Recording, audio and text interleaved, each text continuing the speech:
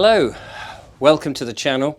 Today it's a Sunday and I'm doing some chores this morning. I've got the SE to clean, which is my wood burning stove, and also I wanted to just add another bit of beeswax, no not beeswax, linseed oil, boiled linseed oil to my worktops. Now you may remember that a few months ago now, my very good friend Tim and Craigie B came over along with lovely Julia and helped me plumb in this kitchen, because I'm interested in going back to the old ways of doing things. I'm not really into the modern kitchen. I find them very sterile and boring, to be honest with you, and I find this much more interesting. And as a YouTuber, of course, it makes a lovely set, so that's what I'm really all about, something to do my stuff in. So this is another of my vlogs. It's just pretty much a one camera vlog at the moment. Been doing these all through October. And today I thought this is one of the tasks I've got to do. So what and let me just say, this wall, this plate rack that I built has been brilliant. It really has been fantastic. I'm so thrilled. And I did this myself. There's a video somewhere on the channel of me making this thing, and I'm absolutely thrilled of how useful it has been. The wall behind it, though, it's an exterior wall, and the paint that I put on there is just flaking off. I think it does get damp. There's not much I can do about it. I guess there might be some treatment. This whole section of the kitchen at some point needs to be redone, but I don't know really as yet what to do about it. I'll get through the winter and then we'll worry about it next year if I'm still here. But because now I had a brush somewhere. What did I do with my dustpan and brush? Here we go. Because of the paint that comes off, what I'm finding is it's just dropping down here all over the blooming shop, and it's been a bit of a pain. So I'm going to just quickly brush this off. Now, my draining board, I'll just shove that over there. My draining board is quite unique. Not only that, it's not broken. No, don't worry. It's just some pine that I happen to have lying around. I've treated it with linseed oil and the other one, the wax thing, beeswax. There we go. And it's been absolutely brilliant. It's the sort of thing that, this is the right way around. It goes here, like that. No, it doesn't. That's got the slope the wrong way. There you go. It goes here, that's right, like that, and it fixes on. Is that on? Like that, which is great. One of the things I found really useful. Now, a number of people were saying, "Oh, that's not going to be any good because you've got water going on it." I found it really good. So I'm pleased to say I proved them wrong. But of course, you've got to maintain the wood because the water is going on there. So that's why I'm putting another load of linseed oil on there in a minute. But one thing I found that was quite useful, not for picking up gloves, is just this little piece of mesh. Originally, I was going to build a little wooden structure, so it sat an inch or so proud of this. But because this is so floppy, anything you put on it, it would just bend in a very stupid way.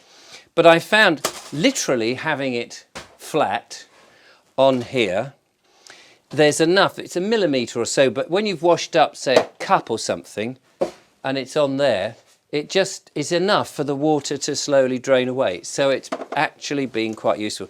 Just a little piece of mesh. I got this from B&Q, and it was quite expensive. It was about £8. I'm a clumsy person, as you can see, knocking things over. That's because I only have one eye, and I do knock things over, and I bump into things and I trip over things. Not always you see them in the. I should film it all and compile Richard Vobes is clumsy. Fortunately, the lid wasn't on. So now, in order to do this, I think what I shall do is, rather than do it there, I'm going to do it like this. And I'm going to put gloves on, but I want my trusty brush just to brush off all the dust, because there's still some of that paint that's become applied to it. So I thought, whilst I'm doing these little things, I'd just have a little chat with you. I wanted to thank everybody, by the way, for their wonderful comments and enthusiasm for the Tea Time show. We've got a few ideas now for the content, which is great. Some fantastic emails about what I could do with the set. And actually, I had a lovely email from a lady called Ellie. Thank you so much for your email. Sad story about a lady who had a pub in Littlehampton. And unfortunately, during the COVID pandemic, where the government shut everybody down, and as we know, the hospitality industry was just obliterated during that 2-year period, whilst the government just didn't know what they were doing. And unfortunately, she lost the business, which I just think is so awful for anybody who's had a pub, you know, or any of those businesses at that time, thanks to this absolutely ridiculous government who had not really any idea what to do. I sort of harbour between, was it malicious? Are they really trying to shut down small businesses and just have big corporations, global industry stuff, you know, that kind of conspiracy theory? It does make you think that. It really does. Or were they just that incompetent that they thought they were doing the right thing, but these are, you know, your educated toffs who really don't live in the real world? And I think, in a way, it's a bit of both. It's a bit of both. I mean, they're desperately trying to get us to have electronic money. And we use our bankers' cards and things like that, which I don't have a huge problem with, but I also want to have cash. Pounds, shillings and pence, please. By the way, now that we're not in the EU anymore, could we not go back to pounds, shillings and pence? All right, I appreciate that will be a step too far for a lot of people, because decimal is far easier to work out. I get that. And not many people are very good at maths these days, thanks to the terrible education. But anyway, it was a lovely email. She ran this pub, this lovely lady called Ellie, and it was a very English pub. She's got some memorabilia, and she said very generously she might be able to either give me some stuff on permanent loan, or we could perhaps borrow some stuff just to show off in the show. Anyway, I've emailed her back and said it would be fantastic to do an interview about you and your pub and what happened. Apparently there were smugglers, tunnels, famous people stayed in the pub, that it's haunted. So it would make a fantastic video in and of itself, or a feature or series of features within the Tea Time show. So I'm hoping that, Ellie, if you're watching this, that you do get back to me. It would be fantastic to explore that sort of thing. And I want to do more of that. I really do. Right, that's done very well. I think I haven't done the bottom side of this. So I'm actually going to do that now as well.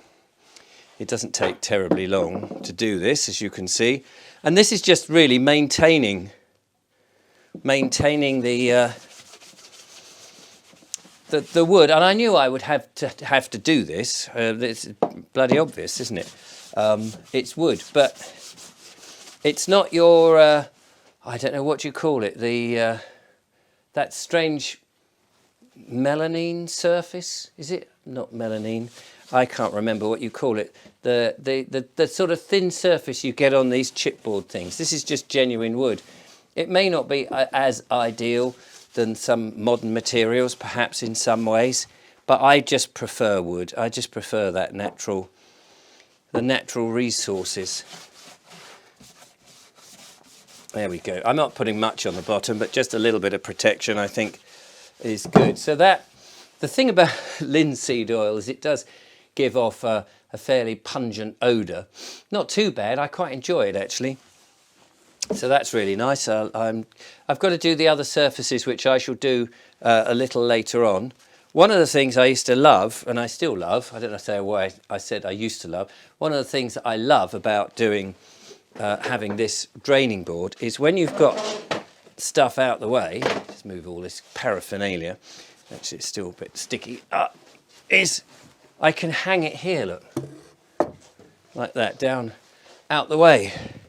Means I can step right in here. It just, even though that space is, well, I would normally put the chair in here in front of the washing machine, it just makes me feel that the kitchen is just that little bit bigger. One of the things I've recently been doing, and you'll see I've made a little tiny insert video about the process for a show tomorrow. I'm hoping that there'll be a tea time, an early embryonic tea time show coming out tomorrow. My mate Tim, who helped me make the kitchen, lovely bloke, he very kindly bought me some of this. This is spelt flour from a place called Shipton Mill, organic flour. He found it when he was out and about doing whatever he was doing. And he thought of me, and he said, you know, if you're still making bread. I said, oh yes, I like spelt bread. So last night, did film a little bit, which as I say will go into the video. And I've made a loaf. I've already had some, and it's delicious. Fresh bread. You can't beat it. These loaves, homemade bread in the old-fashioned way, it's very different from the Chorley wood process that you would buy with that sort of spongy bread that's pretty much 80% air. Now, I know a lot of people like that because it's very light.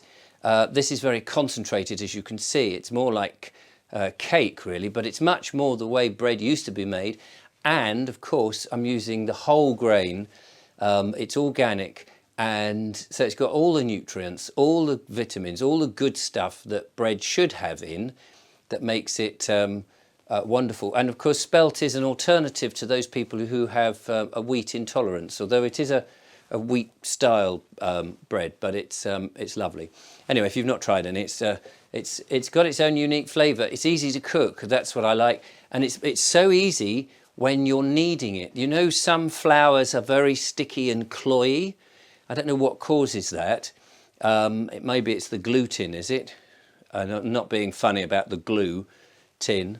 But that's not. It's a different, very different when you're kneading the spelt.